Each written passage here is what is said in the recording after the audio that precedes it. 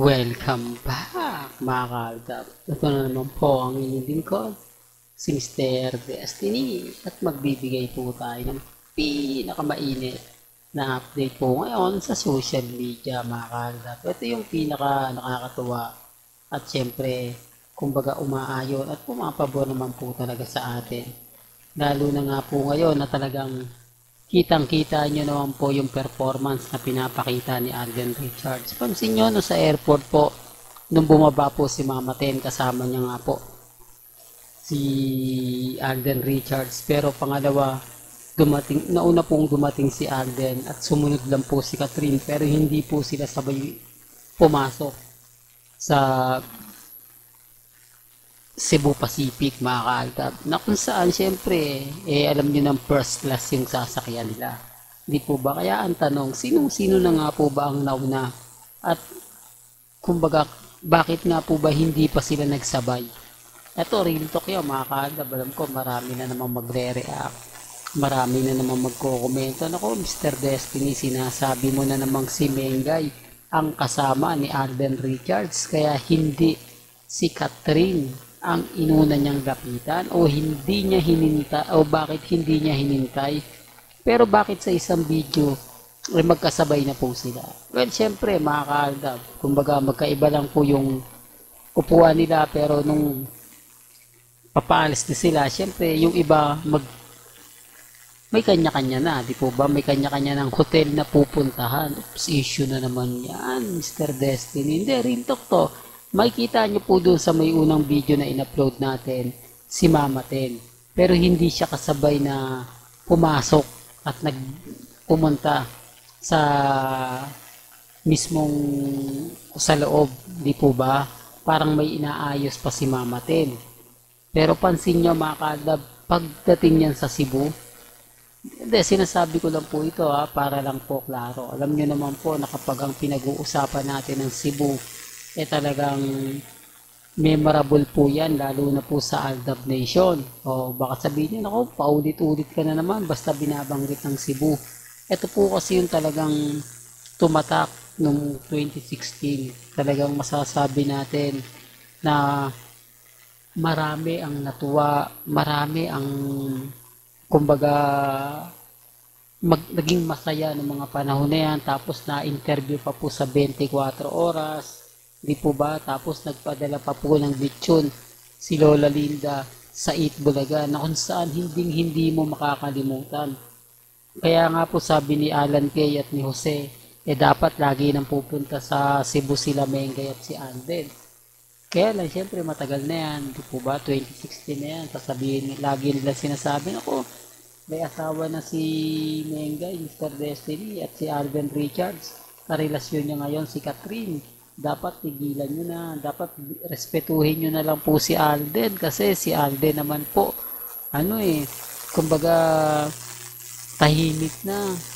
May karelasyon niya na si Catherine, etc. etc. Di po ba? Kaya ang sabi ko sa inyo, hindi po ako namimilit. Ako po yung tipo na may kanya-kanya tayong opinyon, may kanya-kanya tayong pananaw.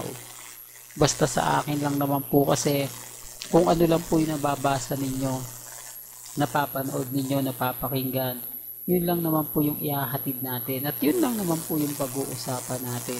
Sa ngayon, masaya po ako dahil ramdam ko yung presensya ng fandom. Ramdam ko yung Aldab Nation na talagang kumbaga nakikipaglaban hanggang ngayon. Kaya nga sabi ko, mabuhay po kayo sa mga mami, sa mga tita, sa mga senyor na hanggang ngayon sumusuporta pa rin po sa fandom ng Aldab. Pero bago natin ituloy itong magandang update na to, at kung bakit ko nabanggit ang fandom ng Aldab, kung bago ka lang sa channel na to, at isa kang true-blooded Aldab Nation na nagmamahal kila Mengay at Isoy, tama po ang channel na pinuntahan mo, kaya consider na po kitang bagong subscriber. At huwag mong kalimutang i-share ang mga video po natin sa mga mami, sa mga titas, at sa mga senyor. Dahil po nag-trending po tayo, pinakita natin o pinaramdam natin sa Eat Bulaga kung gaano nga po ba kalakas pa rin ang fandom.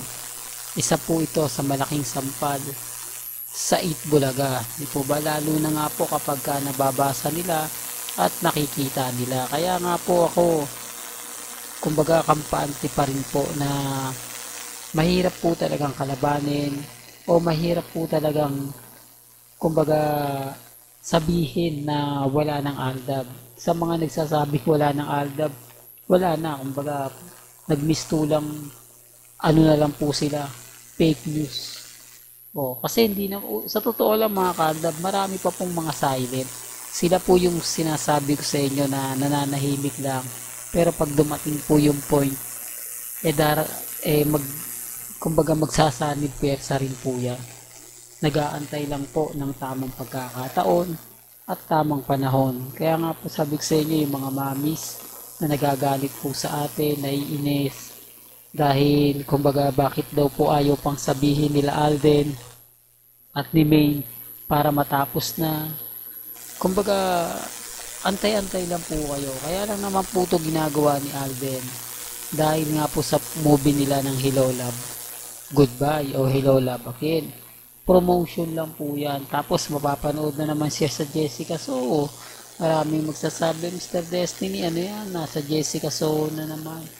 Ito yung patunay ko po sa inyo na kailangan talaga ng management na kumita. Ginamit nila lahat ng full force nila para mag-promote.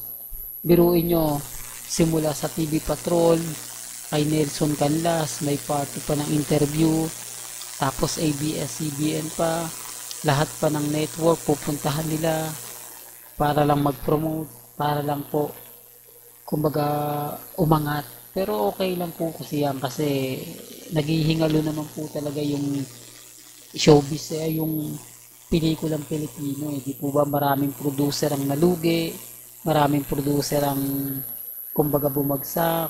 Ngayon, bumabangon sila paunti-unti. Kaya nga sabi ko sa inyo, yan po yung isa sa hinihintay natin. O sinasabi nila na kailangan pong gawin para umangat nga po ang movie industriya. Kaya pinayagan po ng MTRCB na po pwede nang pumunta sa mga ibang network para lang mag-promote ng pelikula. Pero pelikula lang po talaga ang ipopromote nila. Para nagets din po ninyo na totoo po yung sinasabi ni Mr. Destiny na pwede nga pong pumunta si Alden Richards sa Itbulaga. Pero ang tanong, di po ba? Absent kaya si May? O naandun pero hindi magre-react? Pero may kanya-kanya tayong pananaw at opinion. Yan po yung abangan natin. Hanggang dito na lang po ang ating latest updates. Kaya kung gusto nyo pa po ng pinaka-latest at sariwang update, abay tumutok lang po kayo dito po sa channel ni Mr. Destiny para updated kayo sa mga latest at sa mga bagong video po na ilalabas po natin maya-maya lang. Hanggang sa muli, salamat po sa panonood at pakikinig.